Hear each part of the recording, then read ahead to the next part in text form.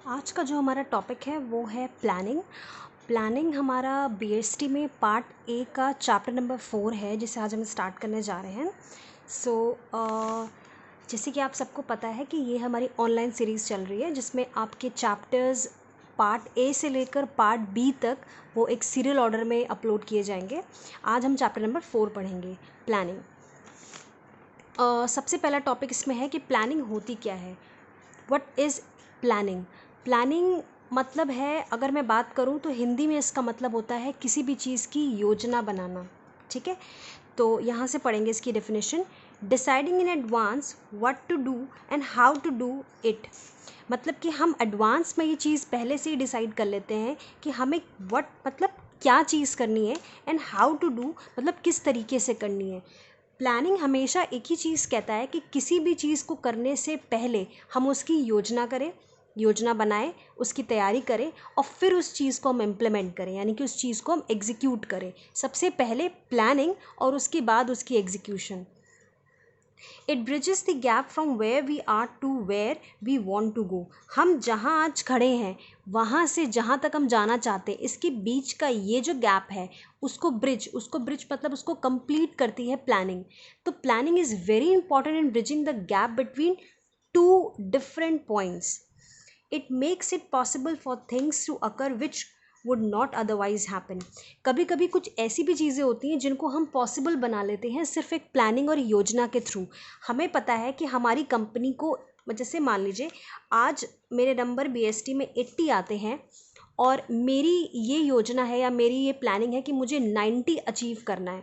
तो 90 अचीव करने और 80 अचीव करने के बीच की जो वो प्लानिंग होती है, मतलब जो एक ब्रिज होता है, आप कह सकते हो पुल होता है, उसको फिल करता है प्लानिंग। यानी कि ये गैप अगर आपने अच्छा प्रिपेयर करा, यानी कि ये क्रिया अगर आपकी अच्छी हुई, तो आप 80 से 90 के बीच का गैप बहुत ईजिली फुलफिल कर ले जाओगे। और यही जो गैप और यही जो क्रिया है वो प्लानिंग काम करती है। यानी कि planning is important for each and every institution, irrespective of its size और नंबर ऑफ एम्प्लॉयज़, या फिर आपका लोकेशन, मतलब कोई भी चीज़। प्लानिंग हर जगह, हर इंस्टीट्यूशन, हर स्कूल या हर ऑर्गेनाइजेशन में ज़रूरी होती है। ठीक है, अब हम यहाँ पे पढ़ेंगे इम्पॉर्टेंस कि प्लानिंग क्यों ज़रूरी होती है। प्लानिंग प्रोवाइड्स डायरेक्शंस, यानी कि आपको दिशा देती है कि आपको किस तरीके से अपना काम करना है और किस तरफ लेके जाना है। Reduces the risk of uncertainty. Uncertainty word का मतलब होता है अनिश्चितता, मतलब किसी भी चीज़ का निश्चित ना होना। अगर मुझे पहले से ही मैं इस चीज़ की प्लानिंग करके बैठूं कि हो सकता है कि कंपनी को आने वाले फ्यूचर में लॉस हो जाए, और मैं पहले से ही लॉसेस का रिजर्व बना के रख लूँ, तो मैं क्या कर रही हूँ, मैं प्लानिंग कर रही हूँ फ्यूचर की कि कल को ऐसा होता है कि मेरी कंपनी लॉस में जा रही है, तो मेरे पास एक अलग से एक रिजर्व है, तो मैं बच जाऊँगी उस लॉस से। या उस लॉस से बचूंगी तो नहीं कह सकती एग्जैक्टली, बट हम ये कह सकते हैं कि उस लॉस की जो भरपाई है उसका बर्डन हम पे कम पड़ेगा। तो अनसर्टेनिटी मतलब होता है अनिश्चितता से बचाता है, कि अगर आप पहले से ये समझ के रख लेंगे कि हाँ ऐसा फ्यूचर में हो सकता है, तो आप पहले से बहुत अच्छा प्लान करके बैठेंगे।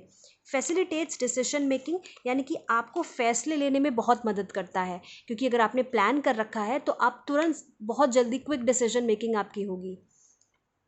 Reduces overlapping and wasteful activities, यानी कि जितनी भी आपकी वेस्टफुल एक्टिविटीज़ हैं, यानी कि जो भी चीज़ें आपकी अननेसेसरी जो स्टेप्स होते हैं उनको रिड्यूस करता है, कि आप बार बार चीज़ों को रिपीट नहीं करोगे। ओवरलैपिंग मतलब रिपीटिशंस नहीं होंगे आपके, चीज़ें वेस्ट नहीं होंगी, एलिमिनेशन होगा अननेसेसरी चीज़ों का उसमें से, कि अगर आपने एग्जैक्टली प्लान कर रखा कि आपको क्या करना है, तो आपसे कभी भी गलती नहीं हो सकती।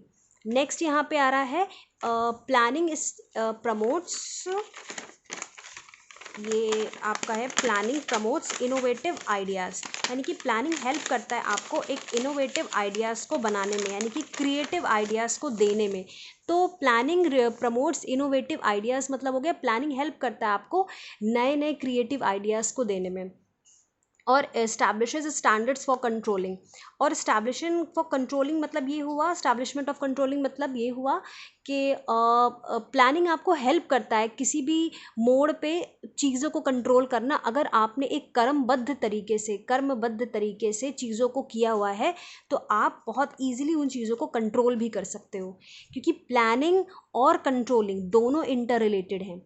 तो आपको पता चलेगा कि फॉरवर्ड लुकिंग और बैकवर्ड लुकिंग एक इनका रिलेशनशिप है प्लानिंग और कंट्रोलिंग का। कि प्लानिंग क्या कहता है, फॉरवर्ड लुकिंग। प्लानिंग कहता है कि मैं फ्यूचर देख सकता हूँ, और कंट्रोलिंग मतलब होता है बैकवर्ड लुकिंग। ये दोनों के लिए यूज़ किया जाता है कि जब हम प्लानिंग की बात करते हैं तो हम उसके लिए फॉरवर्ड लुकिंग बोलते हैं, और जब हम कंट्रोलिंग की बात करते हैं तो हम उसके लिए बैकवर्ड लुकिंग बोलते हैं। इस वर्ड का मतलब ये है कि प्लानिंग कहता है कि आप फ्यूचर को सुधारने की कोशिश करते हो, आप फ्यूचर में देखते हो, तब आप प्लान्स बनाते हो। कंट्रोलिंग कहता है मैं पास्ट देखता हूँ, पास्ट की चीज़ों को देख करके मैं कंट्रोल करता हूँ कि पास्ट में ऐसा क्या परफॉर्मेंस में हुआ ऑर्गेनाइजेशन की जिसकी वजह से मुझे आज ऐसी कंट्रोलिंग करनी पड़ रही है। तो इस पे CBSE क्वेश्चंस भी बहुत पूछता है ये स्पेसिफिकली कि planning is a forward looking and controlling is a backward looking function and both are interrelated. इस पे ये क्वेश्चन कई बार CBSE 2 या 3 नंबर में ऑब्जेक्टिव में पूछ लेता है। नेक्स्ट हमारे पास है limitation of planning, and this is very important क्योंकि CBSE में अधिकांश यानी कि maximum number of questions case studies के आपके लिमिटेशंस में से बनते हैं। यानी कि लिमिटेशंस कभी सीधी नहीं आती, बहुत कम ऐसा होगा कि सीधी आए। वैसे कई क्वेश्चन CBSE में आए हुए हैं जो डायरेक्टली भी पूछे गए हैं लिमिटेशंस के, बट ज़्यादातर केस स्टडीज़ भी आती हैं, बहुत ट्रिकी केस स्टडीज़ होती हैं। लिमिटेशंस वर्ड का मतलब होता है क्या नेगेटिव चीज़ें हैं प्लानिंग की, या क्या ख़राब चीज़ें हैं जो प्लानिंग करने नहीं देती है। तो प्लानिंग की लिमिटेशन 2 पार्ट्स में डिवाइड होती है, जैसे कि आप देख सकते हैं इसके डायग्राम में। एक इंटरनल प्लानिंग का लिमिटेशन है और एक एक्सटर्नल लिमिटेशन है।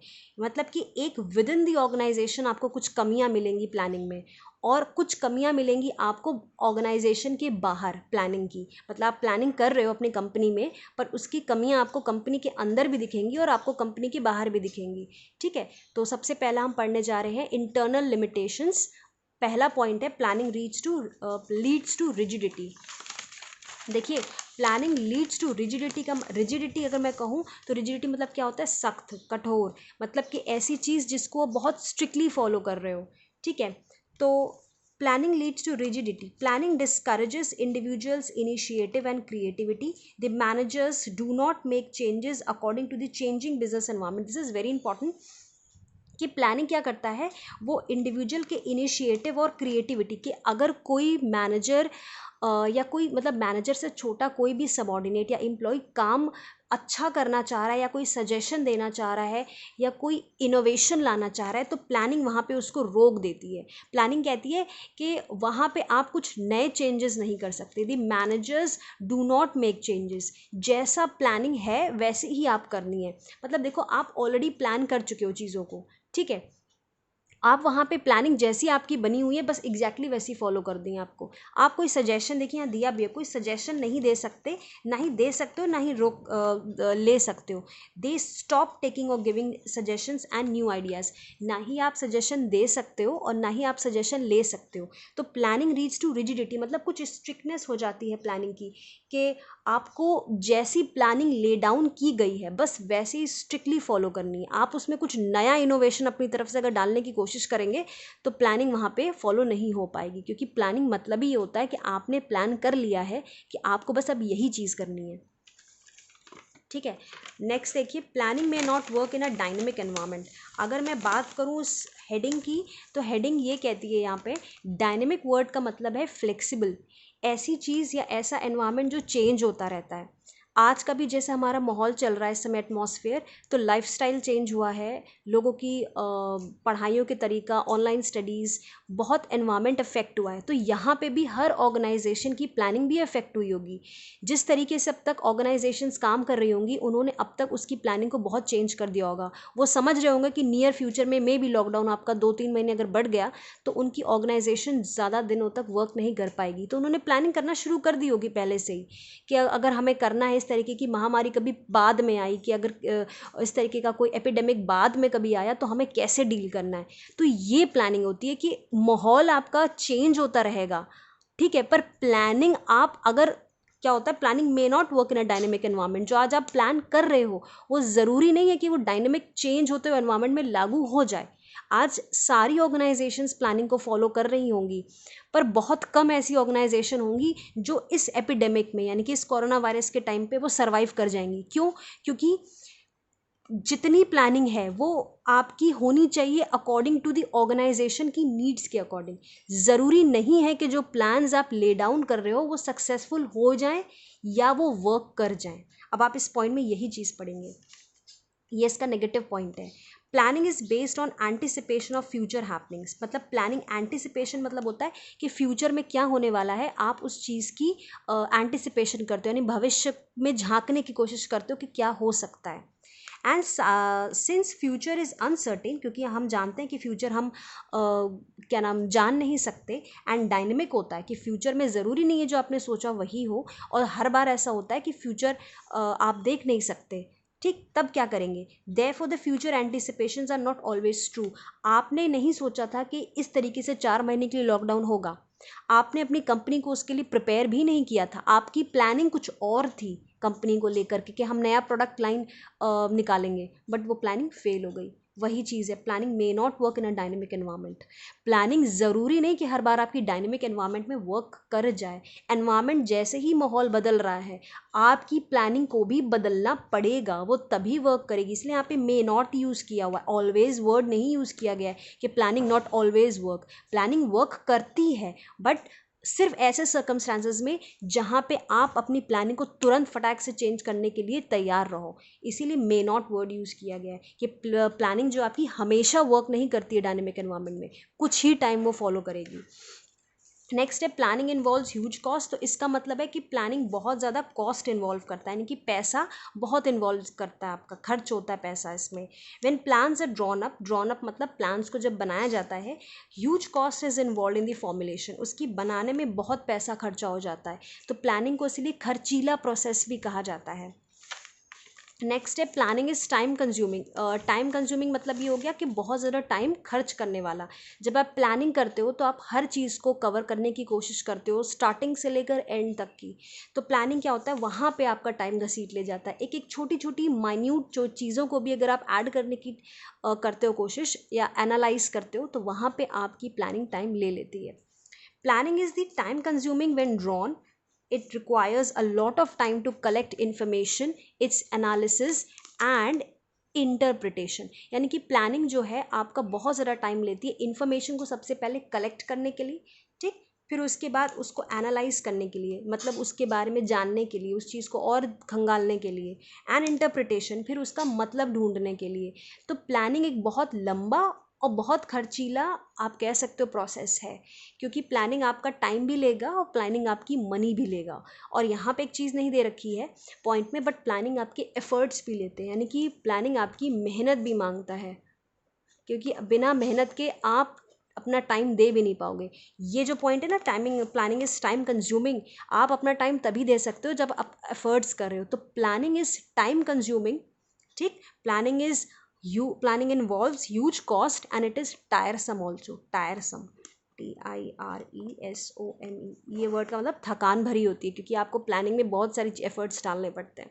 वैसे तो ज़रूरी नहीं कि आप ये मेंशन करो, ये पॉइंट आपकी बुक्स में है नहीं, बट ये पॉइंट और यही पॉइंट आपके बनते हैं। ये मैंने आपको एक्स्ट्रा एक बता दिया है एक्सप्लेनेशन के लिए, समझ के लिए आपकी। नेक्स्ट देखिए, planning does not guarantee success. अभी वही चीज़ जो हम ऊपर बात कर रहे थे कि प्लानिंग आपको ज़रूरी नहीं है कि आपको वो सफलता दे ऑर्गेनाइजेशन में जो आपने मान करके चले हैं जो प्लानिंग करते वक्त। तो the success of an enterprise is possible only when plans are properly drawn and implemented.